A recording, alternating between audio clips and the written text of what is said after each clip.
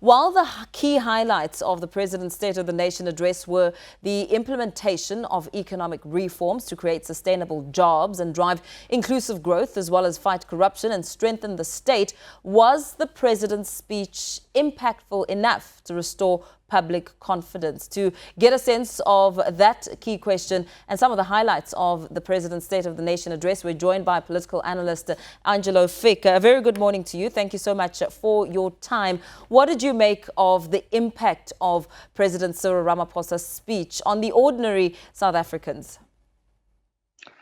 Well, in some measure, good morning, Paul, and to the viewers. In some measure, that impact will be tested this year. This is an election year. And so whether or not the president, the executive, and the party that deployed them is seen in a positive light will be tested in those local government election processes, which, the president announced will be run this year.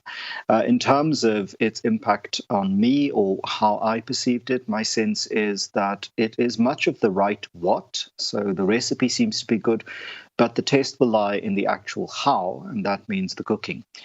We know from recent experience that there are many, many promises that the government made just over 11 months ago about how the very processes around PPE and around the grant system and around the UIF will be fiercely guarded from any kind of corruption. And that failed within very days of those kinds of speeches being made. That we saw great corruption on food parcels at the local municipal level. We saw problems with the UIF, people exploiting it for corrupt purposes. And we also saw really, really big problems around PPE tender procurement processes where people as high up as inside the president's office itself ended up being implicated through their families in the scandal of alleged corruption. You speak about elections coming up and, of course, this speech being tested through that entire process. We know that the announcement of the 350 Rand special COVID-19 social relief of distress grant will be extended. Do you imagine that extension will mean something good when it comes to voters voting and considering their options come election time?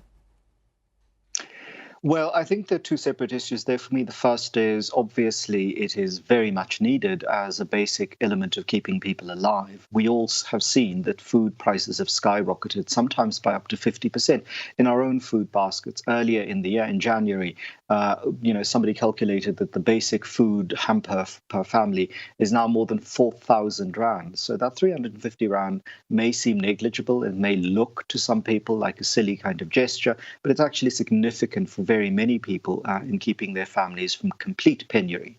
The second issue is, of course, what significance this has for government. With so many other failures on its hand, I think it is important that it's important for government to signal that it does care by providing this particular extension. Whether or not this is enough is a different story, because as electricity costs mount, as food costs mount, and as schools reopen and ordinary costs will begin to kick in, and in addition to which the economy has reopened, so some people have the ability to travel for health reasons in all sorts of ways. That certainly will make a slight difference in their lives, but whether it makes enough to be seen as government positively caring, that'll be tested later in the year. I'm not certain that it is enough thus far to cover over the many, many failures that ordinary people have experienced with government. And I think the last thing the African National Congress wants to have is a repeat of those 2016 responses by the top six then, when the municipal results came in for the 6 large metros, and they didn't do as well as they imagined they would, and were kept out of power in those cities for a while. Looking at what happened then, Angelo, we know that the figure that was in charge then is a name that's really relevant today, especially as the ANC-NEC prepares to meet this weekend. We know that Jacob Zuma, former president, is invited, and the question of his defiance over the Constitutional Court and that public confidence, as he spoke about how he's not going to apply and he will defy the Concourt's ruling, also raises some questions on the criticism that was garnered towards President Cyril Ramaphosa when he said that the former president needs some time to think about it and apply his mind. What do you imagine to be the tone or perhaps the positioning as the ANC-NEC gets this matter, to some sort of outcome? Well, I can't imagine what the tone will be, but I can, sort of imagine what the tone should be as an ordinary citizen. My sense is the tone has to be quite stern. This is not the first time that the former President Jacob Zuma clashes with the judiciary.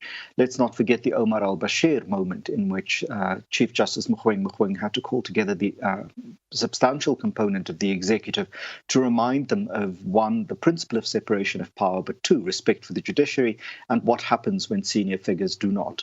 I think the party faces a serious dilemma because, again, this is not just an ordinary year. This is, as the president pointed out, an extraordinary year in multiple senses. In the first sense, because it is in the middle of a global pandemic for which South Africans, as your station has just reported, we're heading towards the 50,000 mark on the numbers of people we have lost through the pandemic. More than 1.5 million people have been infected with the disease. How many of them suffer with long-term consequences, we don't know. The economy is in crisis. And secondly, during all of that stuff, we have an election to run. And I'm certain that as a society, our focus cannot necessarily be distracted by the defiance of individual political figures. But the ANC as a party, of all parties, really cannot afford to be distracted and to have its reputation impugned with ordinary people because of the conduct of one of its former leaders. And that, I think, is a crucial test for the ANC.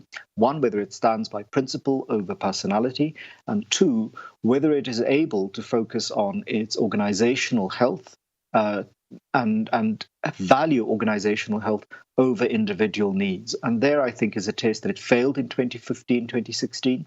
And here the test arises again, and whether it repeats the same solution it implied or implemented in 2015 and 2016, or whether it chooses a different solution, I think is the problem that the NEC faces. Another problem, the wrestling over the implementation of the step-aside resolution becoming a really thorny issue, especially now that Ace Magashule is under the spotlight. Yes, and this was always going to be a bit of a problem for the ANC in governance. So when it was just an opposition movement, liberation movement, when it was simply the ANC in exile, it had a certain kind of moral right. And so its internal, shall we say, dynamics really didn't affect people in the direct way that it does now. That Oliver Tambo had the strong leadership position that he did for as long as he did, and that the ANC's internal conflicts tended to be ideological conflicts, meant that it was easier managed for public consumption than it currently is. It was a banned organization in the country, and it wasn't always, as many people would like to remember, the accepted face and voice of Black South Africa everywhere around the world. For very many governments at the time, the ANC was considered a terrorist organization. And so its internal dynamics were security concerns for the apartheid regime, but it wasn't really an issue that became a bigger problem. When the ANC took government, of course, its internal dynamics as a party started affecting the millions of people who live in the country because it had consequences for governance. And now nearly 58 million of us are affected every day by these kinds of problems, precisely because, one, the ANC has a cadre deployment policy. And so what happens inside its party structures has consequences in government at all three tiers of government, at all three levels of government. And that has issues for administration and for service delivery and justice. If somebody is accused of corruption in an election year, the party has to decide whether, again, it repeats its 2014 position, not even its 2016 position, and has the luck of the draw that it had in 2014 by actually winning that election with a substantial margin of victory, or whether it learns from the 2016 election and realizes that actually what happened at municipal level could happen at national level. And that, I think, is a real bugbear for the NEC, and it also then, I think, tests people's loyalty to principle and party over their loyalty to personality, which has become a feature of the conflicts within people and inside the ANC. With the test of loyalty out in the forefront, where does this then place President Cyril Ramaphosa's positioning, his power, and, of course, in the midst of the factional battles?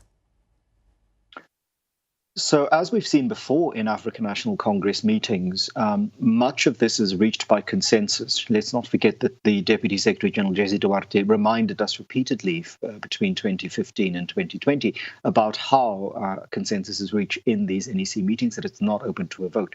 But the summary of the discussion becomes the president's, and he can put his own spin on it. He can, as long as he doesn't distort the facts, he can choose to focus on and emphasize certain things. And that, I think, is going to be crucial here. The power of the president is, of course, not the kind of dictatorial and tyrannical power where he can just suggest how things are going to happen, but he can give a certain kind of direction of leadership. And this, I think, is going to be crucial in how Mr. Ramaphosa summarizes the, shall we say, conclusions reached by the NEC. And beyond that, it's not just the power of the president itself, it's the organization as a whole. This is an organization that constantly says it takes collective leadership, collective responsibility. And that collective responsibility may have to kick in if the South African electorate, particularly in the cities, in a fast urbanizing country, chooses differently as it did in 2014 and punishes the ANC for what it sees as significant failures. Before, the corruption issues tended to be the corruption accused tended to be at the local government level only. They've now entered not just one person, but several people at the executive level in government, and also now at the executive level inside the party. Its test will be whether the South African population and the supporters of the ANC can be told with evidence that the disciplinary committees and processes of the ANC are working and that there are consequences to actions. And the fact that it is the Secretary General of the party himself that stands accused is, I think, the sternest test yet that the party has had. Thank you so much for that very thorough analysis. Political analyst Angelo Fick speaking to the dynamics within the ANC, especially ahead of the ANC NEC meeting coming up this weekend. Thank you for your time.